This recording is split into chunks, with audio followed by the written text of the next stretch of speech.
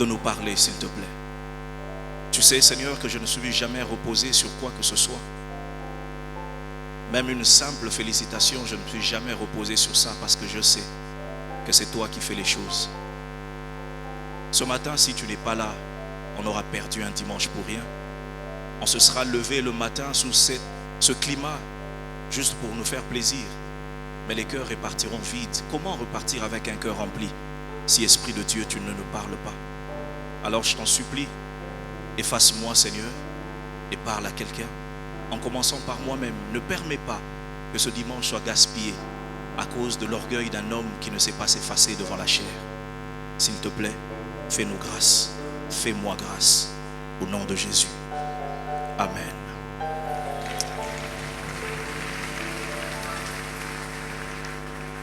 Que Dieu nous bénisse ce matin. Bonjour à tous. Pouvez-vous m'aider s'il vous plaît à saluer votre voisin à gauche et à droite? Il est important d'entretenir des relations de bon voisinage.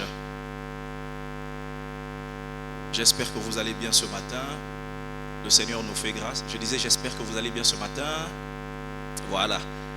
Le Seigneur nous fait grâce. Le Seigneur est bon. Nous comptons sur sa miséricorde et il nous soutient toujours. Je dis donc un grand merci au Seigneur qui me permet encore une fois de pouvoir le servir au travers de ce moyen de la prédication de sa parole, et que le Seigneur nous fasse grâce.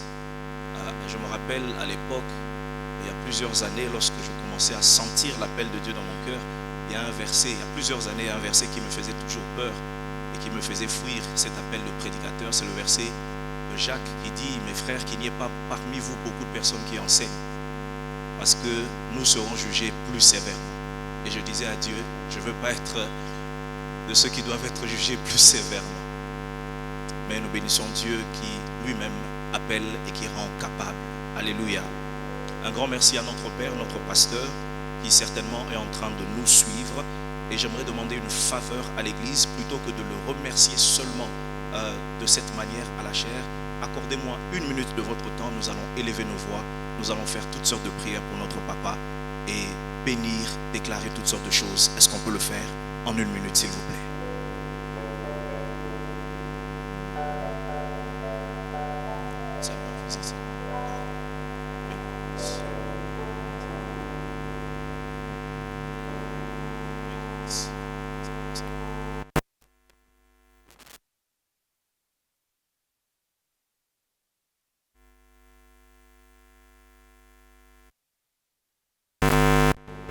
Continue à garder ton serviteur.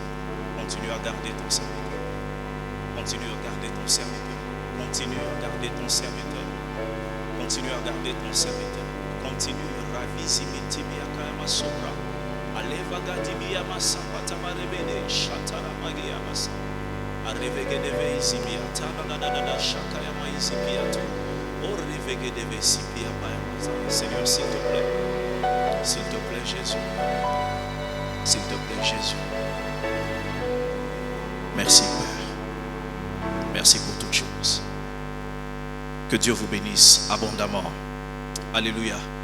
Merci à maman, merci à tous les serviteurs de Dieu ici présents et merci à l'Église. Je voudrais nous proposer un texte que nous connaissons très bien, que nous allons lire ce matin et que nous allons tenter de commenter en quelques minutes avant que nous puissions prier. Le texte que je vous donne est dans Luc, chapitre 15e. Commençons la lecture à partir du verset 11. Normalement, on doit aller jusqu'à la fin du chapitre, au 32, mais peut-être qu'on pourra s'arrêter à 24. Mais vous pouvez noter Luc 15, 11 à 32.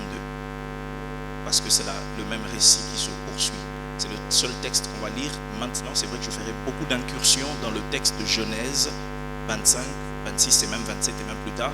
Mais on va lire d'abord ce texte par la grâce de Dieu. Luc chapitre 15 à partir du verset 11e. La Bible dit ceci, c'est Jésus qui parle. Il dit encore: un homme avait 2 fils. Le plus jeune dit à son père: mon père, donne-moi la part de bien qui doit me revenir. Et le père leur partagea son bien. Peu de jours après, le plus jeune, ayant tout ramassé, partit pour un pays éloigné où il dissipa son bien en vivant dans la débauche. Lorsqu'il eut pensé, une grande famine survint dans ce pays et il commença à se trouver dans le besoin. Il alla se mettre au service d'un des habitants du pays qui l'envoya dans ses champs garder les pourceaux. Il aurait bien voulu se rassasier des carouges que mangeaient les pourceaux, mais personne ne lui en donnait. Étant rentré en lui-même, il se dit: combien de mercenaires chez mon père ont du pain en abondance, et moi ici je meurs de faim. Je me lèverai, j'irai vers mon père, et je lui dirai: mon père, j'ai péché contre le ciel et contre toi, je ne suis plus digne d'être appelé ton fils, traite-moi comme l'un de tes mercenaires. Et il se leva, il alla vers son père. Comme il était encore loin, son père le vit et fut ému de compassion. Il courut se jeter à son cou et le baisa. Le fils lui dit: mon père, j'ai péché contre le ciel et contre toi, je ne suis plus digne d'être appelé ton fils. Mais le père dit à ses serviteurs: apportez vite la plus belle robe et l'en revêtez, mettez-lui un anneau au doigt et des souliers aux pieds, emmenez le veau gras et tuez-le, mangeons et réjouissons-nous, car mon fils que voici était mort est revenu à la vie. Il était perdu et il est retrouvé. Et ils commencèrent à se réjouir. Or le fils aîné était dans les champs. Lorsqu'il revint et approcha de la maison, il entendit la musique et les danses. Il appela un des serviteurs et lui demanda ce que c'était. Ce serviteur lui dit: ton frère est de retour, et parce qu'il l'a retrouvé en bonne santé, ton père a tué le veau gras. Il se mit en colère et ne voulut pas entrer. Son père sortit et le pria d'entrer. Mais il répondit à son père: voici, il y a tant d'années que je te sers, sans avoir jamais transgressé tes ordres, et jamais tu ne m'as donné un chevreau pour que je me réjouisse avec mes amis. Et quand ton fils est arrivé, celui qui a mangé ton bien avec des prostituées, c'est pour lui que tu as tué le veau gras. Mon enfant, lui dit le père, tu es toujours avec moi, et tout ce que j'ai est à toi. Mais il fallait bien s'égayer et se réjouir, parce que ton frère que voici était mort et qu'il est revenu à la vie, parce qu'il était perdu et qu'il est retrouvé. Quelqu'un dit amen à la parole du Seigneur. Alors il a plu ce matin au Saint-Esprit et à moi-même de pouvoir nous partager la parole de Dieu sur ce thème que j'ai intitulé « Fils prodigue, virgule, enseigne-nous ». Fils prodigue, enseigne-nous.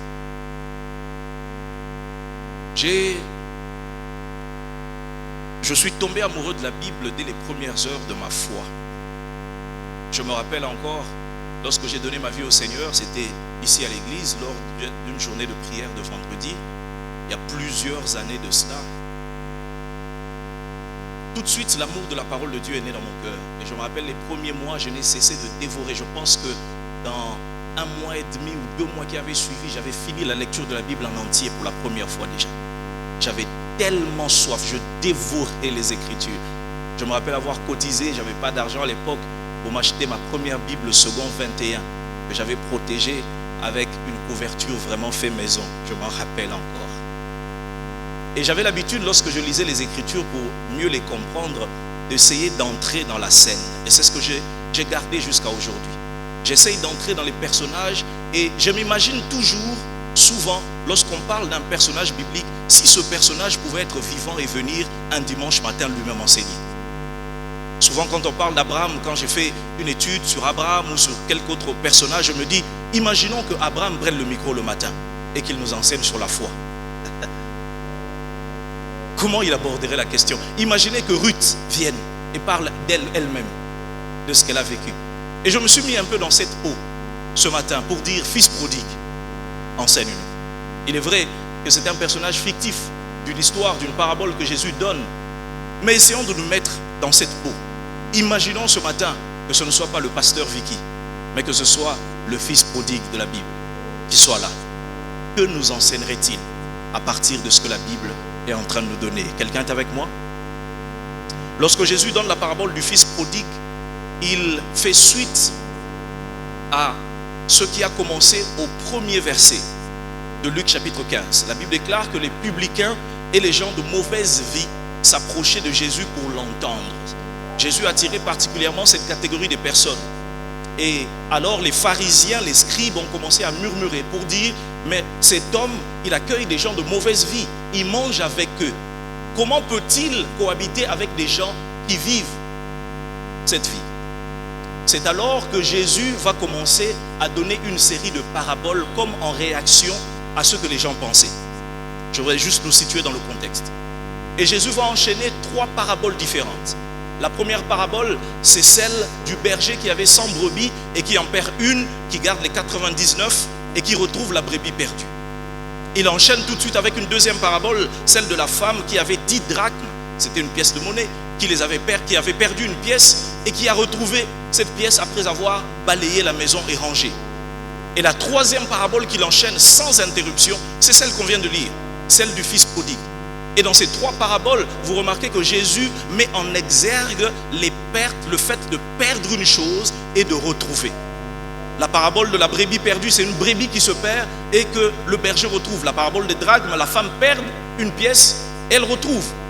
Mais lorsqu'il arrive au niveau de la parabole du fils prodigue, Jésus monte de niveau.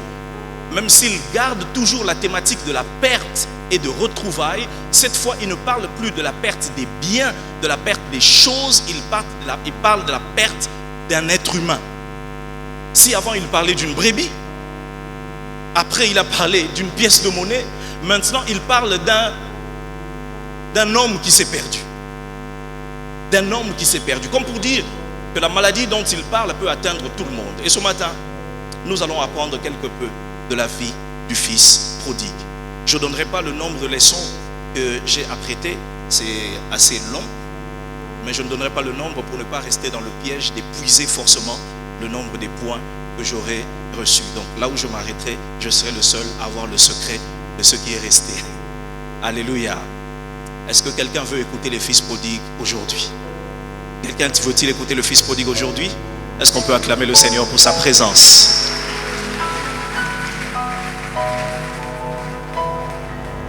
Alors je passe la parole au fils prodigue ce matin et le fils prodigue me dit, je veux parler en plusieurs points. Et le fils prodigue nous dit ce matin, premier point, première leçon que nous tirons de la vie du fils prodigue, c'est que sans préparation adéquate, une faveur peut devenir une source de malheur. Sans préparation adéquate, une faveur peut devenir une source de malheur. Sans préparation adéquate, une faveur peut devenir une source de malheur.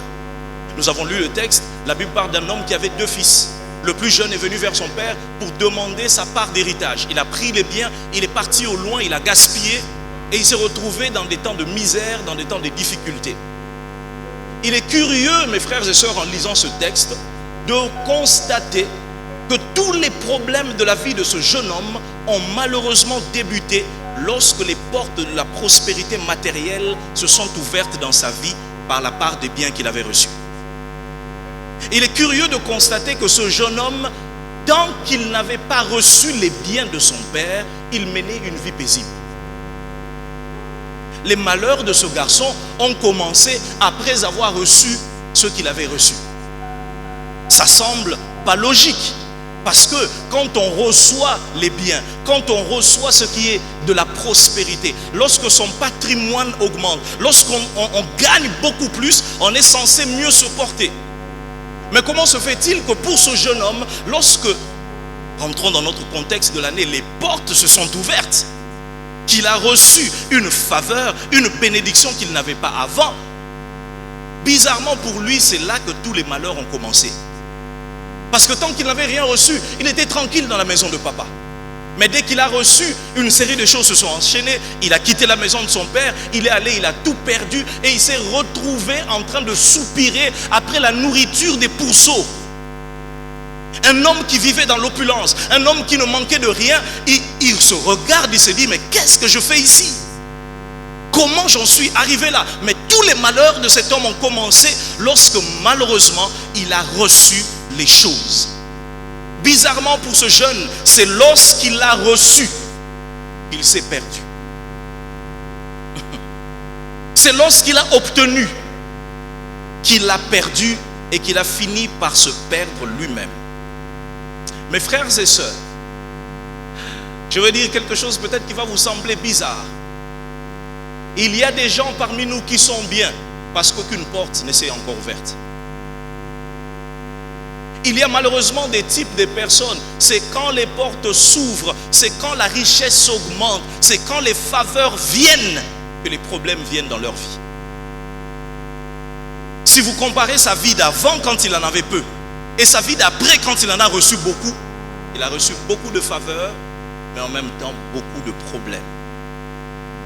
Il est possible qu'en obtenant ce que l'on veut obtenir, que l'on obtienne en même temps un lot de problèmes. Mais pourquoi? Parce qu'il a reçu ce qu'il a reçu sans préparation adéquate. Il a reçu ce qu'il a reçu sans que ce ne soit le temps pour lui d'obtenir cela. La Bible nous dit clairement qu'il allait voir son père et qu'il a dit: Père, donne-moi la part de l'héritage qui doit me revenir. Vous savez comme moi, quand on n'a pas accès à l'héritage, tant que celui qui possède les biens n'est pas décédé, il ne pouvait pas recevoir les biens de son père tant que son père était vivant. Et il le dit clairement: donne-moi la part des biens qui doit me revenir dans le futur. Mais donne-moi maintenant. Je veux avoir aujourd'hui ce que je devrais obtenir demain. Et pour avoir reçu aujourd'hui ce que la vie lui aurait donné de toute façon demain, pour avoir précipité de manière charnelle ce qui devait lui revenir plus tard, il s'est mis dans les problèmes. Mes frères et sœurs, les portes sont une bonne chose, mais une porte ouverte trop tôt peut devenir un problème pour votre vie. Il y a des gens, tout leur malheur, c'est les portes ouvertes. Il y a des gens, tout leur malheur, c'est qu'ils obtiennent, mais ils n'obtiennent pas au bon moment. Ils n'obtiennent pas de la bonne manière. Ils obtiennent quand il ne faut pas obtenir. Sans préparation adéquate, une faveur peut devenir une source de malheur.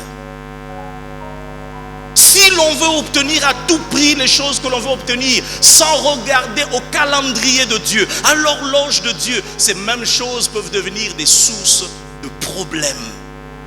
Et ce matin, Dieu m'envoie à dire à quelqu'un: il ne suffit pas d'avoir la porte de la maternité. Il faut avoir Isaac et pas Ismaël. Ismaël est aussi la porte de la maternité, mais Ismaël n'apporte pas la paix. Tout ce que l'on obtient ne nous garantit pas qu'on finira bien. Il n'y a que la bénédiction de l'Éternel qui enrichit. Et c'est celle-là que Dieu ne fait suivre d'aucun chagrin. Il ne suffit pas d'avoir, il faut avoir au bon moment. Alors je vous en prie ce matin, si c'est le temps de votre voisin, laissez-le avoir. Si ce n'est pas encore votre temps, ne bousculez pas les portes que Dieu n'a pas encore ouvertes. N'essayez pas de brutaliser Dieu dans la prière. Dieu sait quand et comment vous devez avoir ce que vous devez avoir. Et si Dieu, dans sa sagesse et dans son plus que nous tous, a décidé de ne pas encore vous donner, attendez s'il vous plaît. Il sait que ce qu'il peut vous donner peut devenir un problème. Romains chapitre 8, versets 38 à 39, Paul arrive au sommet de son discours. Il dit: car j'ai l'assurance, Romains 8, 38 à 39, il dit: car j'ai l'assurance que ni la mort, ni la vie, ni les anges, ni les dominations, ni les choses présentes, ni les choses à venir, ni les puissances, ni la hauteur, ni la profondeur, ni aucune autre créature ne pourra nous séparer de l'amour de Dieu manifesté en Jésus. Je prie pour quelqu'un que rien ne te sépare de l'amour de Dieu manifesté en Jésus-Christ. Rien. Et quand vous regardez très bien la liste des choses que Paul cite, il cite des choses qui sont souvent opposées les unes avec les autres. Il dit: j'ai l'assurance que ni la mort, ni la vie. Comme pour dire, il n'y a pas que la mort qui peut séparer quelqu'un de Christ. Pour certaines personnes, c'est la vie qui les sépare de Christ. Pour certaines personnes, ce n'est pas la haute, ce n'est pas la profondeur, ce n'est pas le fait qu'ils soient tombés bas. Mais pour d'autres, il dit, ni la hauteur. Je prie Dieu que la bénédiction, que la faveur ne vous éloigne pas. Il dit ni les choses présentes, ni les choses à venir. Certains se perdent à cause de ce qu'ils n'ont pas. Mais certains se rapprochent de Dieu justement à cause des choses qu'ils n'ont pas. Il dit à son père: donne-moi la part qui doit me revenir. Mais pourquoi maintenant? Ce sera à toi. Parce que si le père meurt, il ne pourra pas emporter ses biens. Et c'est pour vous qu'il le fait. Il veut à tout prix obtenir ce que le temps va lui donner, ce que Dieu va lui donner dans le temps. Actes des Apôtres chapitre 7, à partir du verset 23, le diacre Étienne est en train d'être jugé avant sa lapidation. Et dans sa défense, il fait un bref historique de l'histoire d'Israël. Et au verset 23, il parle de Moïse. Il dit il avait 40 ans lorsqu'il lui vint à cœur de visiter ses frères. les fils d'Israël. Verset 24, il en vit un qu'on outrageait. Moïse a vu qu'on outrageait. Il a vu qu'on faisait souffrir un de ses frères. Et prenant sa défense, il vengea celui qui était maltraité. Il frappa l'Égyptien. Verset 29, la conséquence, Moïse a pris la fuite et il va séjourner dans le pays de Madian. Mais regardez, verset 30, toujours de Acte 7, la Bible dit 40 ans plus tard, un ange lui apparut au désert de la montagne de Sinaï dans la flamme d'un buisson en feu. Et Dieu va lui parler au verset 34, on connaît le texte même dans Exode. Dieu lui dit, j'ai vu la souffrance de mon peuple, maintenant, pas en Égypte. J'ai envie de dire à Dieu, Seigneur, ce que toi tu vois 40 ans après, Moïse l'avait vu 40 ans avant toi. 40 ans avant, Moïse avait déjà vu la souffrance de son peuple. D'ailleurs, il n'est pas resté inactif, il est allé agir. Mais 40 ans plus tôt, il est allé agir seulement à cause de ce qu'il avait vu. Mais ce n'était pas encore le temps. Et ça a fini par une fuite. Et lorsque Dieu lui apparaît 40 ans plus tard, Dieu ne change pas la mission. Il le renvoie dans le même pays pour la même mission. Mais qu'est-ce qui fait la différence? Pourquoi Moïse va réussir 40 ans plus tard? C'est parce que le temps s'est aligné. Dieu n'a rien changé. Mais le temps s'est aligné. Il y a des portes qu'on bouscule. Il y a des portes qu'on essaie d'ouvrir, même avec les pieds, même avec des coups de pied. Quand Dieu a fermé une porte, elle ne s'ouvrira pas. Elle ne s'ouvrira pas. Est-ce que je parle à quelqu'un ce matin? Elle ne s'ouvrira pas. Dieu l'ouvrira en son temps. Et ce sera pour notre bénédiction. Alléluia. Et il est important, en finissant ce point, que nous refusions la maladie de Jacob. C'est vraiment l'exemple qui m'est tombé lorsque je méditais dessus. Jacob, lorsqu'il était encore dans le ventre de sa mère, Genèse chapitre 25, verset 23, Dieu parle à sa mère Rebecca pour lui dire, tu portes dans ton sein 2 enfants, 2 nations, et le plus grand sera assujetti au plus petit. Dieu parle à la mère et lui dit, le plus petit sera plus grand que son aîné. Genèse 27, le père Isaac veut bénir Ésaü.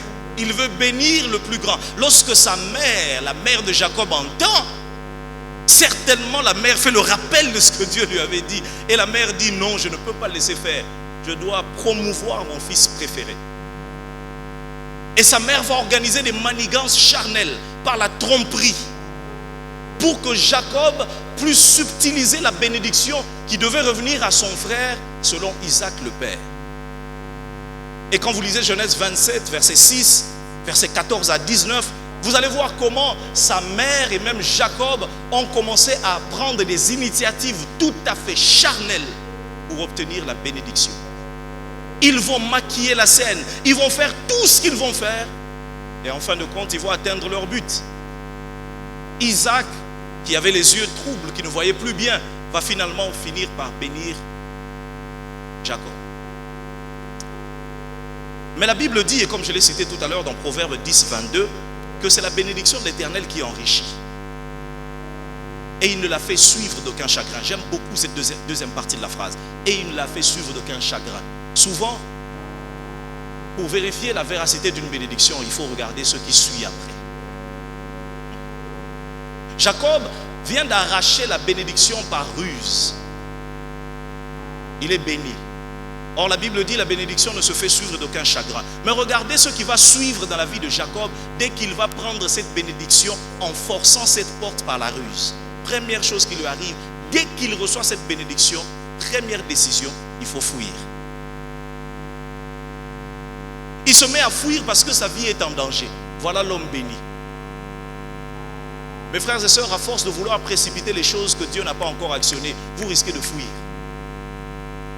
Et de vous retrouver dans des territoires où Dieu ne vous attendait pas.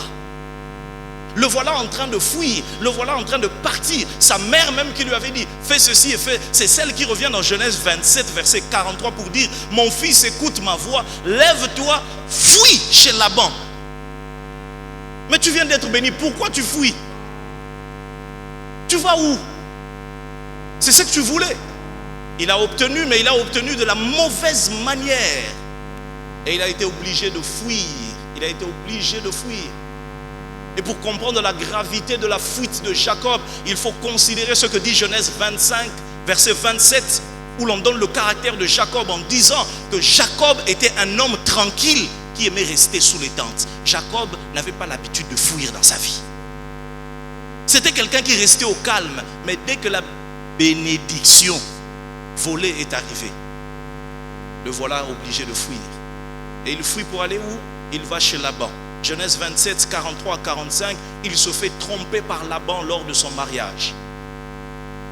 L'homme qui s'était joué des yeux de son père, qui ne voyait pas clair pour voler la bénédiction, on s'est joué de lui et de ses yeux pendant la nuit pour lui donner une femme qu'il ne fallait pas prendre. L'homme béni. L'homme béni dans Genèse chapitre 27, Genèse chapitre 31, 6 à 7, 38 à 42, va faire le bilan de son passage chez Laban. Il dit, ça fait 20 ans qu'il a été chez Laban. Son salaire a été changé 10 fois. Il dit, mon salaire a été changé 10 fois. Mais, regardez, j'ai fait cet exercice la nuit et ça m'a beaucoup fait rire et à la fois mal au cœur. Parce qu'un jour, le camp, il a volé la bénédiction. Quelle était la bénédiction qu'il avait reçue? Genèse chapitre 27, 27 à 29, son père avait déclaré sur lui. La Bible dit, Isaac sentit l'odeur des vêtements, puis le bénit, et il dit, voici l'odeur de mon fils est comme l'odeur d'un champ que l'Éternel a béni. Il dit que Dieu te donne la rosée du ciel et de la graisse de la terre, du vin, du blé, du vin en abondance. Que des peuples te soient soumis, c'est-à-dire ne soient esclaves de personne, sois dominateur, et que des nations se prosternent devant toi. Sois le maître de tes frères, et que les fils de ta mère se prosternent devant toi. Maudit soit quiconque te maudira, et béni soit quiconque te bénira. Ça, c'est la bénédiction qu'il a volée.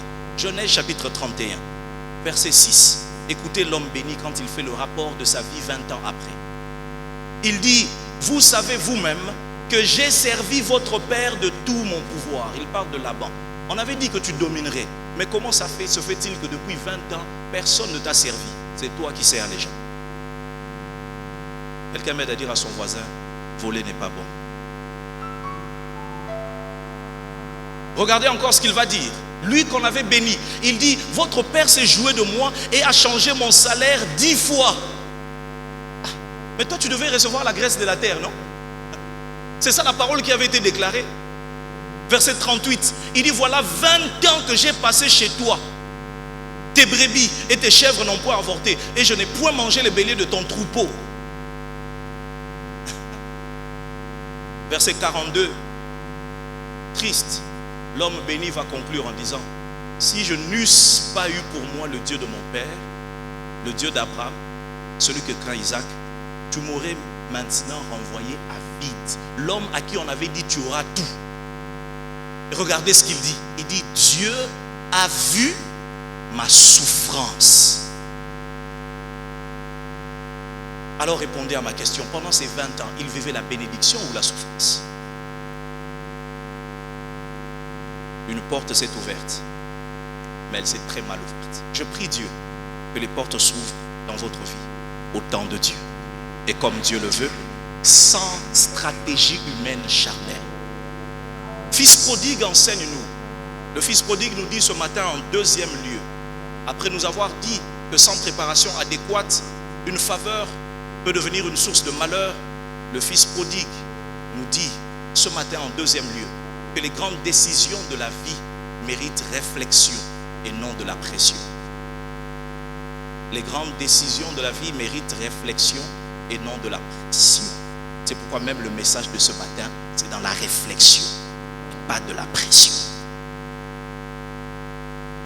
Le fils vient voir son père, il dit, mon père, donne-moi la part de l'héritage qui doit me revenir. Et la Bible déclare que dès qu'il l'a, quelques jours après, il ramassa tout ce qu'il avait obtenu et il partit dans un pays éloigné. On sent au travers des lignes quelqu'un qui n'a pas du tout réfléchi à ce qu'il va faire. On sent au travers des lignes quelqu'un qui voulait juste, je vais obtenir et puis je vais partir loin de mon père. Je vais aller m'établir chez moi. Je veux devenir indépendant. Je veux faire ce que je veux. Je dois partir. As-tu réfléchi à ce que tu dois faire? Non, il faut que j'obtienne, il faut que je parte. Et pourtant, ce n'était pas une petite décision. C'était une grande décision qui conditionnait toute la vie. Mais cet homme l'a pris à la légère. Il n'a pas donné de la réflexion, de la considération à cette décision. Il a mis de la pression, une pression qu'il a fabriquée lui-même par ses urgences charnelles. Ce matin, Dieu m'envoie poser la question à quelqu'un. Avez-vous réfléchi sur là où vous allez? Je parle de réfléchir. Je ne parle pas encore de prier. Je parle de réfléchir. À peine il a eu une idée, il s'est lancé sans réfléchir suffisamment. Mes frères et sœurs, il est important de ne pas engager votre vie dans des directions déterminantes sans prière ni réflexion. Il est important de ne pas engager votre vie sur base de la joie que vous procure une porte qui s'est ouverte. Il a reçu, il en avait plein. Ok, wapi. Et vous savez, il y a certaines bénédictions qui sont tellement grandes, quand elles vous tombent dessus, vous avez l'impression que ça paralyse votre capacité de réfléchir. Il y a des gens qui réfléchissent mieux quand le portefeuille est vide. Là, les idées que tu as. J'irai, je ferai, je bâtirai. Mais à partir du moment où ça vient, je me rappelle toujours d'un conseil que mon père m'a donné il y a plusieurs années, quand je commençais à prendre mes ailes seul. Il m'a dit, mon fils, l'argent se dépense avant de l'avoir reçu. Tu dois savoir ce que tu vas en faire avant de l'avoir reçu. Cet homme n'a pas du tout réfléchi. Il n'a pas du tout calculé la dépense. Il est entré dans quelque chose et il s'est retrouvé dépourvu. Question pour nous ce matin. Quand la porte que vous attendez depuis janvier va s'ouvrir, qu'allez-vous faire avec ce que vous attendez recevoir de Dieu? Qu'est-ce que vous allez faire avec ce que vous attendez recevoir de Dieu?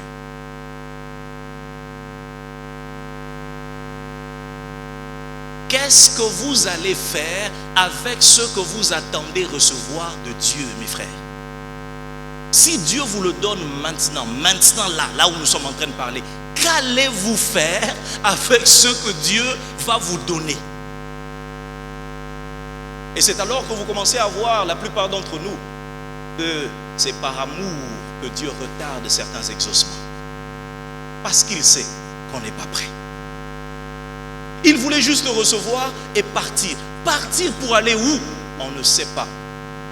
Ce matin, plusieurs doivent recevoir la question que Dieu pose à Agar dans Genèse chapitre 16, verset 8.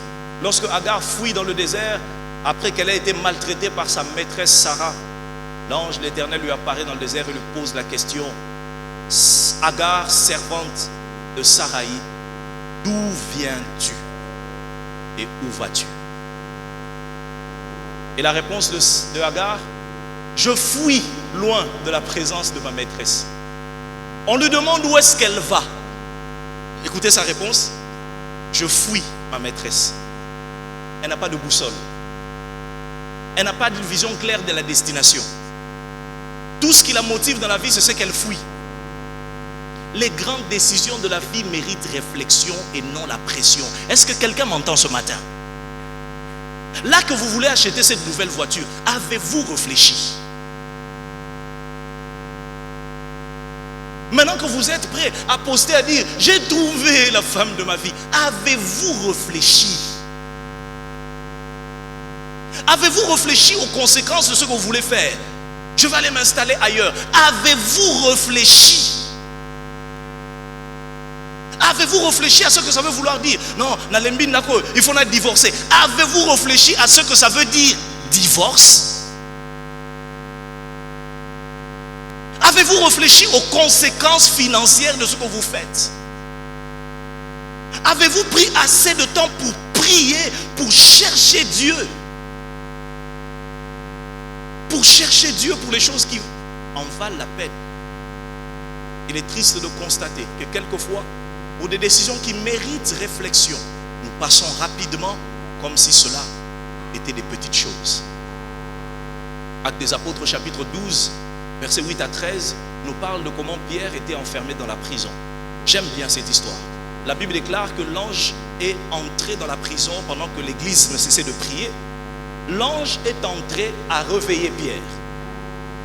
Et il a dit à Pierre, suis-moi. Pierre donc marchait derrière l'ange, derrière le surnaturel. Et lorsqu'ils sont arrivés sur la porte de fer, au verset 10 de Acte 12, la Bible déclare que lorsqu'ils arrivèrent à la porte de fer qui mène à la ville, elle s'ouvrit d'elle-même devant eux. La porte s'est ouverte à cause de la puissance du surnaturel. Il y a des portes que Dieu va ouvrir en envoyant le surnaturel et sa puissance. Mais si on s'arrête là, on n'a pas connu toute l'histoire. Parce que dans cette nuit-là, Pierre n'a pas passé une seule porte. Pierre a passé non seulement les portes de la prison, mais Pierre a passé une deuxième porte. La porte de la maison où l'on priait et où l'on entendait. La première porte s'est ouverte parce que l'ange était devant lui. Mais la Bible déclare, Actes des Apôtres chapitre 12, verset 12, après avoir, ça c'est quand l'ange le quitte, après avoir réfléchi, il se dirigea vers la maison de Marie, mère de Jean, surnommée Marc, où beaucoup de personnes étaient réunies et priaient. Il frappa à la porte. Il y a des portes qui s'ouvrent d'elles-mêmes par le surnaturel. Et il y a des portes qui s'ouvrent parce qu'on a frappé. Il y a des portes qui s'ouvrent sans que personne ne vienne l'ouvrir. Et il y a des portes qui s'ouvrent parce que quelqu'un de l'autre côté viendra t'ouvrir. Il y a une porte qu'il a franchie parce que l'ange marchait devant lui. Et il y a une autre porte qui s'est ouverte parce qu'il a réfléchi. Quand vous lisez ce texte, vous voyez que la réflexion a pris la suite du surnaturel. La réflexion n'est pas venue contredire le surnaturel. La réflexion a été la suite logique. Ce que Dieu a commencé par le miracle va se perpétuer dans votre vie par vibration. C'est la réflexion qui va sécuriser le miracle que Dieu vous a donné. Car si l'ange le quitte à la sortie de la prison, s'il ne réfléchit pas, on va le trouver là, on va le remettre en prison.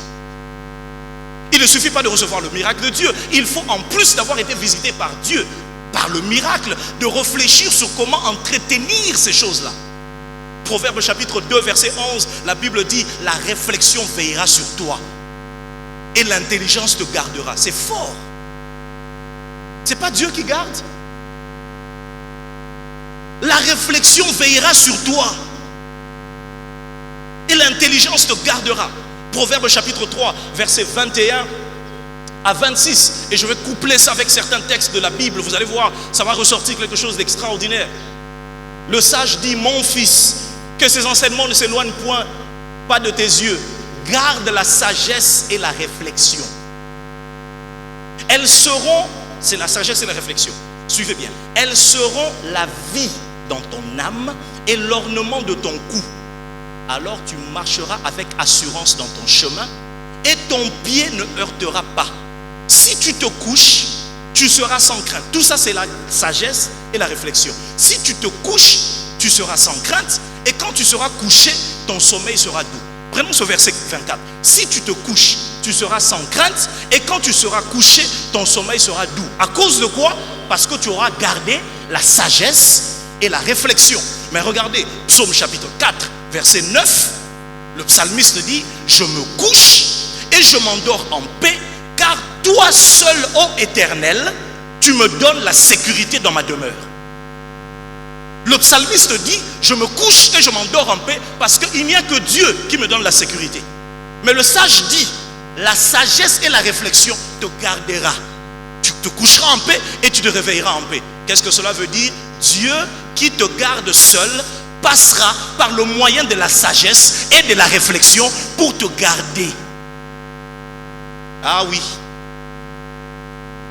Verset 25 de Proverbe 3, il dit, ne redoute ni une terreur soudaine, ni une attaque de la part de méchants, car l'Éternel sera ton assurance et il préservera ton pied de toute embûche.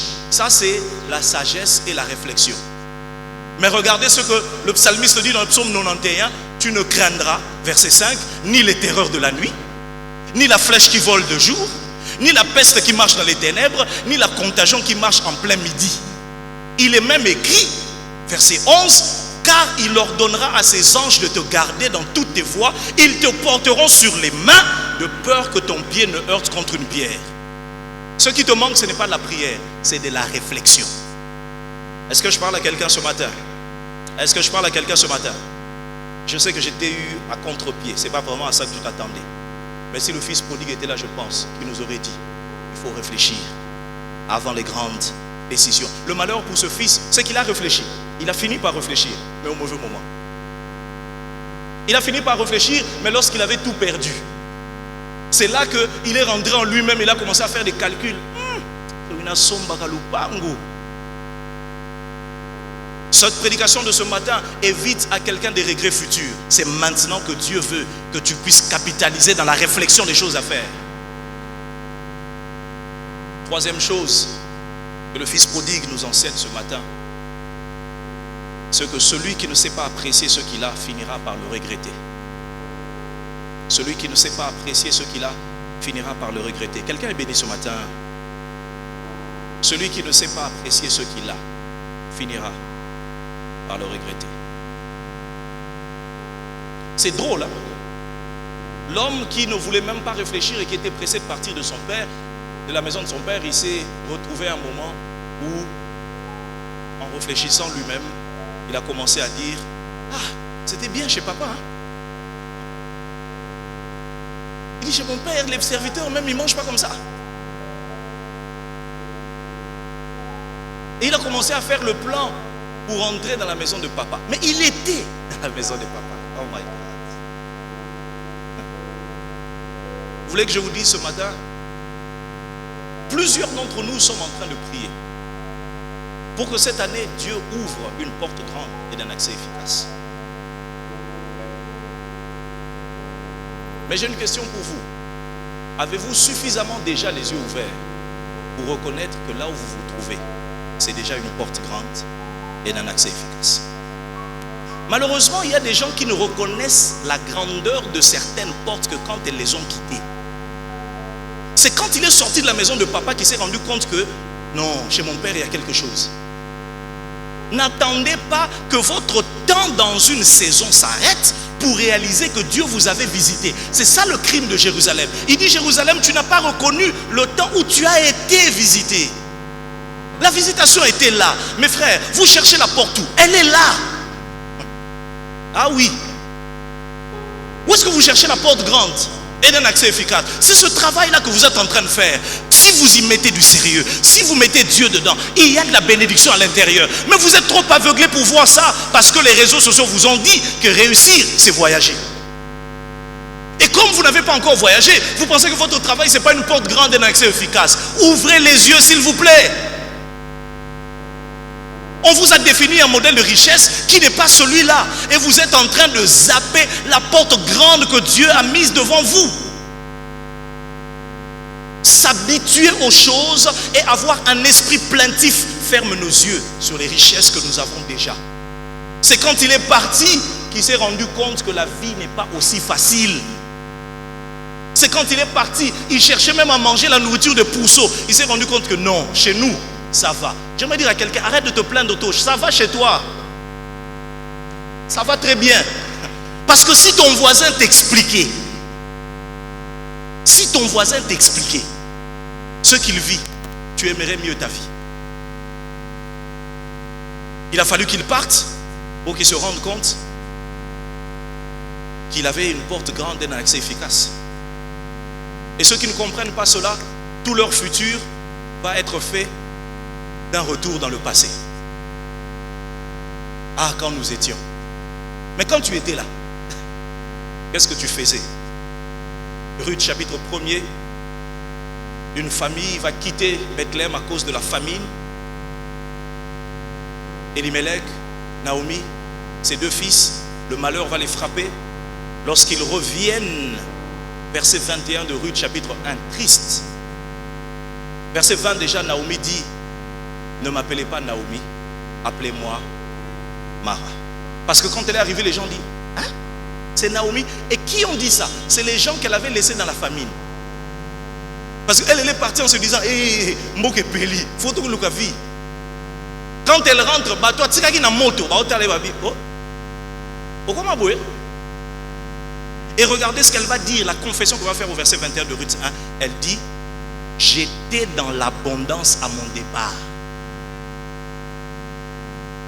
Et l'Éternel me ramène les mains vides. Ah bon, tu étais dans l'abondance? Moi, je pensais que tu étais parti parce que c'était la catastrophe. Souvent, nous n'apprécions les abondances que celles qui nous ont quittés. Quatrième chose, et on va finir et prier. Est-ce que le fils prodigue nous enseignerait ce matin? Si le fils prodigue était là, il nous dirait que ceux qui nous entourent sécurisent ou fragilisent notre bonheur. Ceux qui nous entourent sécurisent ou fragilisent notre bonheur. Je vais y aller vite. Quand il est parti, c'est dans sa vie loin de son père qu'il a commencé à se compromettre. Je me demande d'où venait ce caractère de débauché dans la vie de cet homme. Il est quand même bizarre que quand il habitait avec son père, il n'a fait rien de tout ça. En réalité, le fait de vivre avec son père, avec son frère, était une sécurité pour lui. La présence de ces personnes à ses côtés l'empêchait de poser certains actes. Le plus important pour lui, il pensait que c'était d'avoir des biens, mais il ne savait pas que les biens qu'on a se sécurisent dans les types de milieux dans lesquels on vit. Il y a une autre version de vous si on vous place dans une autre église. Il y a une autre version de vous si on vous place à côté des amis dépensiers. Vous ne vous reconnaîtrez même pas. Cet homme s'est rendu compte que les personnes qui sont autour de nous peuvent nous fragiliser et nous sécuriser. Est-ce que vous êtes la sécurité de quelqu'un? Est-ce que votre présence à côté de quelqu'un lui garantit de ne pas sombrer? Parce que si ses amis pouvaient l'appeler préso, juste pour le pousser à dépenser, son père, lui, n'allait jamais tomber dans ce genre de flatterie. Vous savez, il y a des gens que Dieu met à côté de nous, qui ne tombent jamais dans le genre de flatterie, qui nous regardent comme ça, qui vous aiment, mais qui vous regardent comme ça, et qui sont prêts à vous dire, pas ça. Ces personnes-là sont votre sécurité. Mais votre difficulté, c'est que quand les portes s'ouvrent, vous changez votre environnement. Vous vous adaptez aux gens qui prennent un peu de vin. Et on commence à se dire, comment ce frère est devenu comme il est devenu? C'est la version de vous, adaptée à la voix des pécheurs, à la compagnie des moqueurs. Restez avec les gens que Dieu vous a donnés, s'ils sont dans la voie du Seigneur. Ne fouillez pas vos personnes sécurité lorsque Dieu vous enrichit. Ah oui. Cinquième et avant-dernière chose, le fils prodigue nous dirait ce matin, et ça va paraître bizarre pour plusieurs, mais je crois que le fils prodigue aurait dit ça: l'amour d'une famille est irremplaçable. L'amour d'une famille est irremplaçable. Vous savez, cet homme, il est parti, il a dépensé, il allait travailler. À la fin, lorsqu'il n'avait plus rien, lorsqu'il n'avait plus personne, le dernier réflexe, c'était sa famille. Laissez-moi en quelques 2-3 minutes vous parler de votre famille. Notre christianisme actuel a souvent tendance à oublier nos familles et en les ayant transformés tous en sorciers. J'aimerais vous dire de la part de Dieu, votre famille est souvent votre dernier rempart. Si vous n'avez personne pour vous accueillir quand vous n'êtes plus préso qui possède des choses, sa famille l'avait quand il n'avait pas. Son père l'a accueilli quand il est revenu même les mains vides. Votre famille est irremplaçable. Je veux vous dire avec le plus grand calme, vos enfants, votre mari, votre femme, vos frères sont irremplaçables. Il y a des domaines, il y a des milieux, il y a des souffrances que seuls ceux des vôtres peuvent porter avec vous. En sortant d'ici ce matin au culte, allez appeler vos frères. Allez visiter vos parents, je vous en prie. Allez voir ces personnes qui ne prient pas. Ce sont votre sécurité. Et ce sont les remparts, souvent les derniers que Dieu a donnés. Cet homme avait, je finis avec ce point, cet homme avait dans son entourage, d'abord il a quitté la maison parentale, il est allé, son frère aîné a dit, il est allé dépenser en vivant dans la débauche avec les prostituées. Il a eu les amis de la richesse.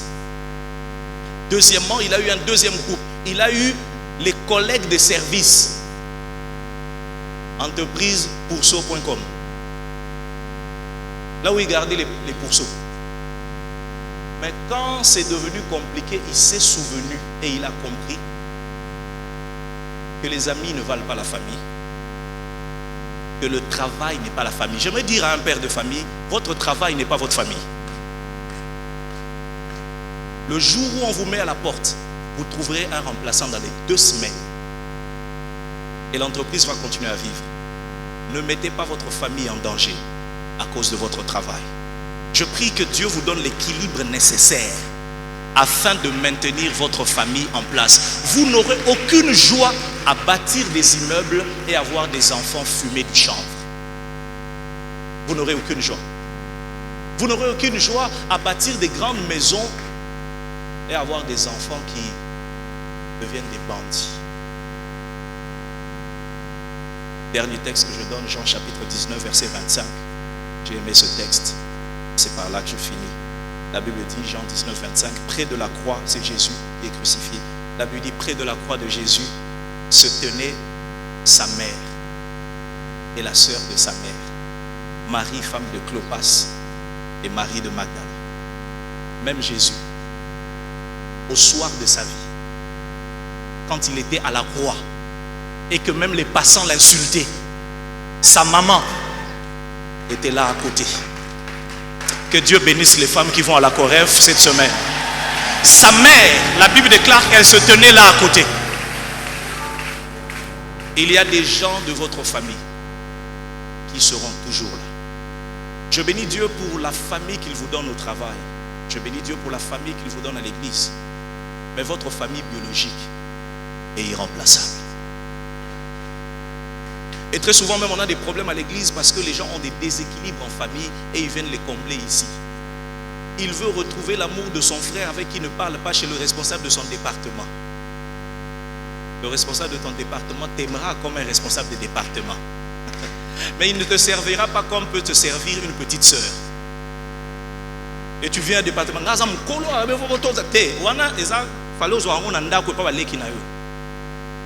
Maintenant tu essayes de compenser ça chez nous. Ce n'est pas nous ton mari, ce n'est pas nous ta femme. Nous sommes l'église du Seigneur. Nous sommes tes frères et tes sœurs. Vis la vie de l'église, mais n'oublie pas ta famille. Et c'est par là qu'on va prier ce matin. Oh Ravazamaya da da da da. J'aimerais que quelqu'un acclame le Seigneur pour la famille que Dieu lui a donnée. C'est comme ça qu'on va terminer. J'aimerais que tu acclames le Seigneur pour la famille que Dieu... Si le fils prodigue était devant, il allait même sauter pour dire, Seigneur, merci pour papa, merci pour le grand frère. Le grand frère était dur dans ce texte, mais ça reste son grand frère. Ça reste son grand frère. Il n'a pas voulu entrer, mais il ne l'a pas chassé. Il n'a pas voulu entrer, mais il ne l'a pas non plus chassé. J'aimerais que quelqu'un acclame Dieu pour sa famille. J'aimerais que quelqu'un acclame Dieu et dit, Seigneur, merci pour les gens que tu m'as donnés. Est-ce que tu peux élever ta voix et parler? Dis, Seigneur, merci pour les hommes et les femmes que tu m'as donnés. Aujourd'hui, je ne te demande pas de prier pour les membres de l'église. Je te demande de prier pour ton mari, pour ta femme, pour tes enfants, tes enfants, tes enfants. Tu auras beau apprécier les enfants des autres. Tes enfants, c'est tes enfants, c'est tes entrailles. Tu auras beau apprécier les autres et dire, ah, j'ai l'impression que les autres sont meilleurs. La famille est la première porte que Dieu t'a donnée dans l'humanité. La mère que Dieu t'a donnée, c'est la première porte même par laquelle Dieu t'a donné l'existence sur la terre. Oh Dieu, donne-moi d'apprendre les leçons de celui qui était comme fils prodigue, d'apprendre les leçons de celui qui était comme fils prodigue. Donne-moi, Seigneur mon Dieu, d'appliquer mon cœur à la sagesse, de mettre dans mon cœur de la réflexion et de ne pas foncer dans les grandes décisions sans avoir réfléchi ni prié, comme si c'était des petites choses. Seigneur, enseigne-nous par ta sagesse. Donne-nous de faire comme toi tu veux qu'on fasse.